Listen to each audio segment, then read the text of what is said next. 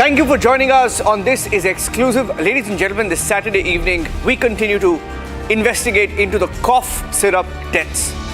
How many of you have gone to a doctor and he's prescribed you a cough syrup and you've blindly just bought it over the counter? For India's poorest, this cough syrup that was prescribed turned out to be poison. 13 deaths so far, and we have more breaking news, exclusive inputs on the show. It will shock you. Here are the headlines.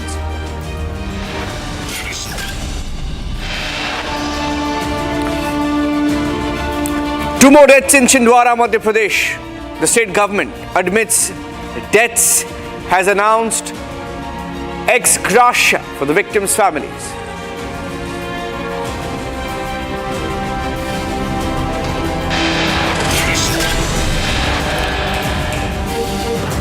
Major revelation, they now admit that diethylene glycol or DEG was found 480 times higher than standard prescriptions in cold drift cough syrup.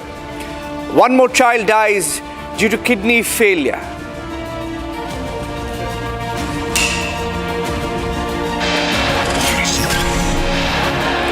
Major espionage racket is busted. Pakistan High Commission officials are involved. Details on the show.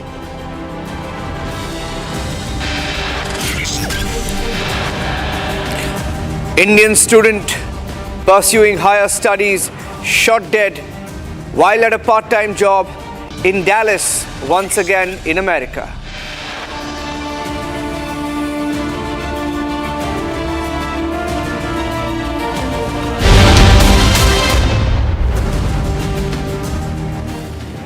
It's becoming a pattern, ladies and gentlemen.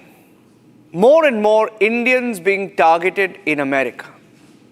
A Hyderabad student has now been shot dead once again in Dallas, where a few weeks ago you had an Indian Nagamallaya being beheaded. The victim in this particular incident is Pol Chandrasekhar. Chandrasekhar was shot dead while working at a gas station in Dallas. He had completed his BDS in India and had gone to America for higher studies.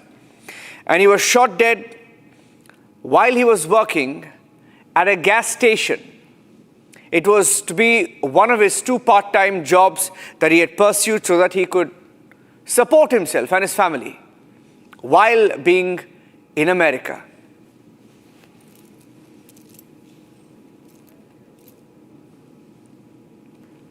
We will be joined by the brother of Pol Chandrasekhar in just a few minutes. Ladies and gentlemen,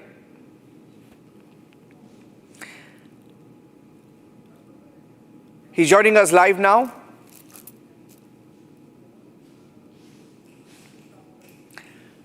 Pol Damodar is joining us live. Mr. Damodar, good evening. Can you hear me? Yeah, sir. Good evening. So, when did this firing happen? It's happened on in India. It is about Saturday morning. We get to know the information that my brother got shot dead, and it is very painful incident in our home we are facing right now, and it is a very undigestible incident in our home. Where was Chandrasekhar? Where was your brother when he was shot dead? He is staying at Texas Irving. The area name is Fort Worth area, and he working he's doing part time at a gas station over there. So he just is doing his work. I don't know how that guy, unknown person, he came and he shot dead. ये जो attacker है, Pol Damodar ji, you can speak to me, you can feel comfortable and speak to me in whichever language you like. ये attacker कौन था? आपको क्या जानकारी मिली है? What is the information you have of the attacker? No, actually we doesn't know exact information who is he and where the person is from. We just come to know that he just came to fill his fuel in his car. And suddenly, what argument has gone through in between them, I don't know exactly. And the information also, exact information, we don't know. Actually, they are not allowing us to know the information. They are not revealing the information from US, America. What do you So think it is? Are you suspecting that this could be a hate crime? Are you suspecting that your brother was perhaps shot dead because of his identity? he is short. Not only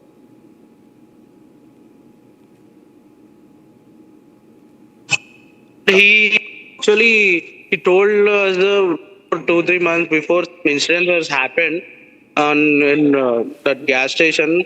So we said him that to come back to India because the situation in America is right now it is not good. So and there is no jobs at all. So I personally told him to come back to India. But I don't know. It is very painful right now to write. Sir, I thought that in BDS in Hyderabad in Paniniya Dental College, and he went to graduate. I mean, for his PG, and after that, he nicely completed his PG, and he just I mean, searching to get a full-time job.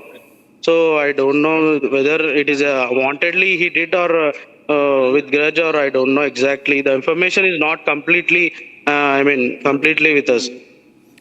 But you're saying you said there was another incident a few months back. Yeah, Can you, yeah, can you exactly. tell us a bit more about that incident? What happened back then? Actually, in that mart only, some guy has came and pulled the door, and he about to stole the things in that mart. So my brother used to call him and to pay the money. He asked him to pay the money, but he's opposing not to pay. I mean, he's betraying him and he's using abuse language. He took a stick and he want to beat my brother, and he want to, I don't know what he want to do, but he came on my brother to beat, and he sent that video. That time only we warned him that it is not safe to get, and told him to get back to India. Okay. Now, a few weeks back, there was another incident where another Indian called Nagamallaya was killed in Dallas once again. Yeah. And this is the second murder of an Indian in Dallas. Yes. Have yes. you raised this issue? Have you spoken to any diplomatic officials, embassy officials? What are they saying? No, sir. Actually, the incidents are happening. I mean, unexpectedly, it is happening day by day. It is the Indian students has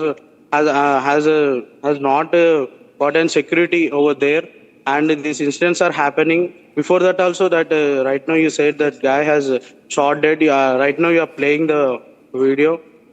So it is unexpectedly the citizens in US are attacking our Indian students. It is very painful to us, and I am objecting. And my request is to get back into soon to India, requesting the state government and central government to get back send back my brother to India. Okay. And what are they saying? What are they saying? When will the formalities be completed? When are they expecting to send his mortal remains to India, his body to India? Yeah, sir. Actually, we did an application to our state government in secretariat, and we sent a message and mail to the central government as well. But we don't know whether what's the process and what is the process, and when they will respond, and when they will talk to the foreign embassy from our Indian embassy. I don't know the exact information. But we are expecting as soon as possible they will do it, because we sent all our brothers information and documents to the government as well, central government and state government. Okay. But All it is right. very painful, sir, to us. Yeah. My brother is very talented person. He wrote a groups exam, and he has a more talented person in studying. We are hearing And that he was doing two jobs. He was working two part-time jobs to support himself. Yes, their expenses are so much, sir. So he want to stand up on his legs and he want to uh, pay loans. He got a 40 lakhs above loan, sir. He did loan through only. He went to US, so he want to repay that loan amount. That's why he working for part time. But unexpectedly, this incident has happened. It is very unpredictable and very painful to us, sir. Did he want to come back to India and work, or did he want to stay there? Did he have dreams of being there? Yeah, he don't have dream to stay over there because the situation in Texas, US, America is very bad. He said to us also that he will come back soon, like within 4 to 5 months. He talked. He made a last call yesterday and day before yesterday only. He made a last call to us, and he was saying that to celebrate Dasara festival nicely, and he said that within 3 4 months he's going to come back to India. But I don't know how it has happened, and we are waiting for his body to come back, sir. It is very painful to us. Yeah. Okay. Our condolences to you and your family. We are with you, and any help that you need in amplifying, your voice and your family's voice so that the government hears it. We are happy to, broadcast that, and we are extremely sorry that this happened. We will raise it, in fact, because you feel that they are hiding something. You feel America is hiding something right now. Yes, sir. I'm feeling they are hiding something. They are not revealing the footage how it happened. They have to, and the police over there was very. I mean. They are not allowing our local friends of my brother Pole Chandrasekhar friends also they are not allowing them to come near to the body also, sir. I don't know why they are hiding and what they are hiding. Okay. We'll ask those questions for you, Paul Damodar. Thank you for speaking to us, and we hope Sir, that one request from myself, sir. yes. Please spread this message and news to all of our India, sir. Please get back my son body as soon as possible to India, and please request the spread the news to our government, like central government or state government, and send request you to send my brother's body as soon as possible to India, sir. We will do that, Paul Damodar. We will do that, and thank you very much for speaking to us. We will do everything possible to ensure that your family not just gets the mortal remains of Paul Chandrasekhar fast, but also we will ask questions of America, because America likes to give lectures to the rest of the world. It's unfortunate that Indians are being targeted again and again in America. And we feel there's a pattern to it. We will continue to question them. Thank you, Paul Damodar. We'll speak again. Thank you. We'll speak again. Condolences to you. And moving on to the next story on the show, ladies and gentlemen. A story that Republic TV has been investigating for the last few days. Started with a few cases in Madhya Pradesh. 10 cases were reported in Rajasthan. Raids in a few states. Today there are raids in at least 6 to 7 states. The cough syrup case. Coldriff, a cough syrup, was prescribed to India's poorest. And we now know that DEG or D-ethylene glycol levels were 480 times higher than the safe limits prescribed. That's what we have learned. While the permissible concentration should have been just 0.1%, the syrup was found to contain a toxic 48%, making it dangerously poisonous. We spoke about it a few days back. I have Dr. Sanjeev Bagai of Nephron Clinic on the show this evening. Dr. Bagai, when we spoke about why it is dangerous, but I have that report, it's in front of us. Sample shows that there was 48% concentration of DEG in one factory in Tamil Nadu. Confirms it was adulterated. Sir, the number of deaths has gone up to 13. I don't know what the official number is, but this is the number today. Extremely unfortunate. I mean, I'm at loss of words. This is an adulteration. This is a contamination. It's written all over the walls. This inquiry should have been instituted on day one. This company should have been shut down on day one. A forensic examination and a toxicology investigation should have been launched on day one. The toxic dose is 0.1. A lethal dose is 1 milligram per kilogram. We are running at 48 units. Children are bound to die. Even if you don't die today, these kids will succumb to this kidney insult after a couple of days. This is the highly toxic agent. It's nephrotoxic. That means it damages the kidney. It precipitates crystals in the kidney. Either ethylene glycol or diethylene glycol is metabolized to oxalic acid. This settles in and deposits in the glomerulus and the tubules of the kidney. There is no way out for these small children. As it is, the smaller the child, lesser the reserve of kidney function. These children are, as it is, vulnerable because of a variety of reasons. On top of that, this is a completely avoidable incident. This is a failure of system and processes, failure of quality control, failure of safety checks. There is no testing, no audit in these places. How are we going to go forward? Sir, in fact, when we spoke, I think it was day before, 2 days back we spoke and we discussed the DEG. And you know what happened yesterday? Yesterday, I didn't quite gather whether it was the central government or the Madhya Pradesh government, but they gave out an advisory saying that rationalized use of cough syrup for the kids. They said it to all states. And secondly, they said that in the samples in Madhya Pradesh and Rajasthan, in the areas where these kids had died, they said there was no DEG contamination found. But they also said on the request of the MP government, we asked for raids on this company based in Tamil Nadu, and based on the raids, they've now come to this conclusion, right? Now, my question is, we still feel there may be an angle of cover-up in this, because you can't just conclude saying nothing killed them. It can't be that nothing killed the kids. If that is going to be your approach, saying nothing killed the kids, and then later you say, okay, MP government asked us to do a sample test of a company in Tamil Nadu, we did it. That company's sample is showing DEG. Now, it seems to be a technical loophole to evade responsibility here. It's very simple. If there is contamination, it has to be made public. It cannot be a piecemeal report. It cannot be a stuttered or a staggered information being put out to the public. Advisory is one thing. The messaging is going wrong to our entire nation. We are the pharma capital of the world. We are the vaccine capital of the world. We have the largest supply going internationally. Can someone think of our image? Can someone think of our small children who are consuming this? And more importantly, small infants, why are they being given this kind of medication?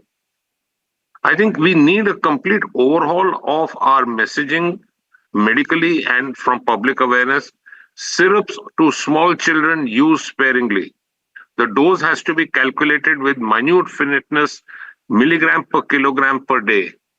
Pharmacies and chemists should not be dispensing medicine without a valid prescription. All medication cannot be done, it has to be done only digitally. All records have to be maintained. This is just simple common sense. If we are looking at going forward into 2047, our 100th year celebration, let's become ethical in our complete approach. Who's going to compensate these small children's families? Has anyone thought what a loss of a small child to a young mother and father is? Is money going to compensate them? The mother has borne this small baby for 9 months during pregnancy. These come from a poor segment of our society. I am very disappointed. Yeah. And my last question to you, because we are hearing that the Madhya Pradesh government has, for example, announced ex gratia of 4 lakhs. They think by just announcing 4 lakhs or 5 lakhs, 10 lakhs, whatever it is, they think it can maybe perhaps try and compensate. It can't. The fact is there has been corruption that allowed banned, blacklisted firms to supply to government hospitals in the first place. So my question to you is, how common is this cough syrup called cold reef? Would you have any details? Yes, see, these cough syrups come under different names. The issue is the ingredients in these cough syrups itself can be bad to a small child because all cough syrups are respiratory depressant. Therefore, the calculation has to be very accurate from a pediatrician. A GP also can sometimes falter in these calculations. A pharmacist or a chemist shop is ill-equipped to give this without a prescription. In our families, even if any family member has a low-grade fever for a couple of days, we get worried. Here we've lost children in families. This is so saddening. These lives are not going to come back. Money is not going to compensate them. These families have been scarred psychologically and economically for life. Severe punishment, once the report is made public, must be meted out to the involved people and to the errant company. Yeah. Yeah. Thank you, sir, for joining us. Kidneys are failing. Kidneys of children just failing. They've just died. Kidneys of children failing. They've just died because some government official, some corrupt government official, perhaps took money to let that blacklisted firm operate and continue to supply to government hospitals. It was a free syrup, we are told, that was given off the counter. Sad, ladies and gentlemen. Let's move on now and get you the next breaking story on the show. A major espionage racket has been busted in the national capital. The Pakistan High Commission's role has surfaced in this racket. The visa desk officials of Pakistan exploited visa applicants and groomed them into spies. So whoever came to them to apply for a Pakistani visa, they saw vulnerable ones and tried to convert them into spies. In fact, let's show you how they operated. We have the names, we have the pictures and the details of how the Pakistan visa spy desk worked. Pakistani High Commission's visa desk was involved in this racket to try and lure vulnerable Indians who applied for a visa to turn into spies. They've all been now turned into persona non grata. Pakistan's visa desk staffers exploited visa applicants when they came to the High Commission. Pakistan officials coerced visa applicants into supplying SIM cards, which would later be used for transactions, for money transfer, for money laundering, for communications, for spy communications, etc. And Pakistan officials also coerced visa applicants to share intel, whatever they could, on India's army, Indian key installations, vital installations, and systematic abuse of Pakistan High Commission visa desk was done over the years. And we have their names as well. Wasim Akram, son of Maqsood Ahmed from Palwal. Now these are people whose details we have. The Pakistan espionage network, the visa desk doubled up as a spy cell sitting in Delhi. Diplomatic immunity was ensuring that these Pakistani agents were shielded, and bribes were given to ensure that they got as many spies as possible into their net. And these are the details available with us. They groomed visa applicants into informants, and we have their names and their photos. One of them, the accused called Wasim Akram, first came in contact with the Pakistan High Commission official during a visa application, and then the visa was granted after paying a bribe of 20,000, then visited relatives in Pakistan and stayed in WhatsApp touch with his Pakistani agents. Provided bank account details for visa facilitation funds, was promised a commission. 4 to 5 lakh rupees was transferred into his account. Cash payouts were made, and then cash deliveries were given. And similarly, 2 or 3 officials are now under the scanner. Aditya is live with us right now. Aditya, take us through the details of these operatives. Were they Indians? Were they Pakistanis? Who were they in touch with? What do we know about this racket? This Palwal model is very complicated by the way they were conducting their operation in India. The first, how it started as a visa desk where the individual met the visa desk official who first the application was rejected, their visa was denied. But after certain exchange of bribe money, the visa was granted. Then the contact was not ended at that moment, but they kept in contact. The individual went to Pakistan, came back with the bank account being shared with the PSC official on the reason of being the visa fund solicitation number. Then after that, in this case, what happened was that the money, the sum was transferred to the bank account, and then there was also a money being transferred to the PSC staff official member in cash. Now, which is the point here, that there were not only the money to SIM card which was transferred to the bank account, but the cash was also being transferred here in this case.